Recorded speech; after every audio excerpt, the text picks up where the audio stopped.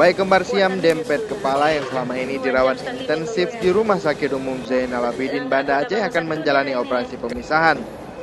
Rencananya operasi ini akan dilakukan di Rumah Sakit Umum Pusat Dr. Sarjito, Yogyakarta.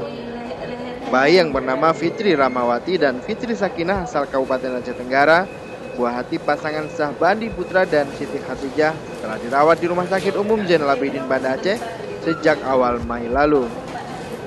Kini kondisi kesehatan kedua bayi kembar ini semakin membaik.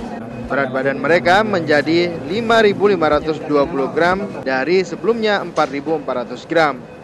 Wakil Direktur Rumah Sakit Umum Zainal Abidin, Dr. Azharuddin menyebutkan, pekan lalu dokter ahli dari berbagai daerah berkumpul di Yogyakarta untuk membahas rencana operasi pemisahan bayi kembar ini.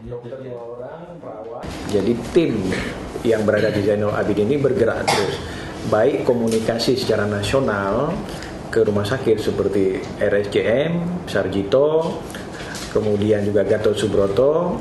Kemarin maka rapat besar di sana, Perhimpunan Ahli Bedah Saraf se-Indonesia dan lain-lain, rapat di Sarjito dan memutuskan segera ditangani untuk dilakukan operasi.